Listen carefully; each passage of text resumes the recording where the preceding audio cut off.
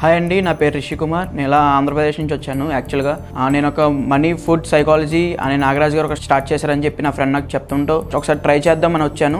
But యాక్చువల్గా ఆయన చెప్పినప్పుడు అయితే నా నిజ జీవితంలో ఇదే జరిగింది అని ఒక ఇంపాక్ట్ నాకు అనిపించింది. నాగరాజ్ గారి సెషన్ వల్ల నాకు ఏమైనా కొన్ని లైఫ్లో మంచి ఇంపాక్ట్ తగిలింది. నాకు ఎలా అంటే దీన్ని యూజ్ చేసుకుని దీన్ని ఇలా చేయొచ్చు, లేకపోతే ఈ మనీ ఇష్యూ సార్ట్అవుట్ ఇలా చేసుకోవచ్చు, లేదా సమ్ బిజినెస్ని ఇలా చేసుకోవాల్సిన దాన్ని ఇంకొద్ది ఇంప్లిమెంట్ అంటే ఆయన చెప్పిన చిన్న చిన్న ఫార్ములాస్ మన లైఫ్లో ఉండేవే కానీ మనం ఆలోచించాం దాని గురించి. బట్ అంతలా ఆయన ఇచ్చిన చిన్న ఫార్ములాస్ వల్ల నేనైతే చాలా హ్యాపీగా ఫీల్ అయ్యాను ఈ సెషన్కి రావడం వల్ల. భగవద్గీత 2వ అధ్యాయం సాంఖ్యయోగం 56వ శ్లోకం. ఈ శ్లోకంలో శ్రీకృష్ణ పరమాత్మల వారు అర్జునుల వారికి స్థితప్రజ్ఞుడు అంటే ఎవరు, వారి లక్షణాలు ఏ విధంగా ఉంటాయో ఈ విధంగా బోధిస్తూ ఉన్నారనమాట.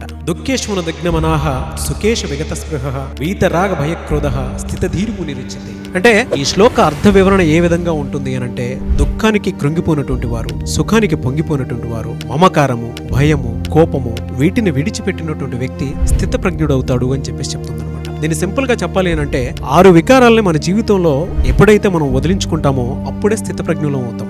ఆ 6 వికారం ఏంటి అనంటే కామ, క్రోధ, లోభ, మోహ, మదమాత్సర్యాలు. కామము అనంటే అధికంగా కోరికలు ఉండటము, క్రోధము అనంటే ఎక్కువగా కోపం ఉండటము, లోభము అనంటే అధిక ధనాసక్తి, మోహము అనంటే ఒక భ్రమలో ఉండటము, మదము అనంటే అహంకారము, మాత్సర్యము అనంటే ఈర్ష్య, అసూయతో ఉండటం అన్నమాట.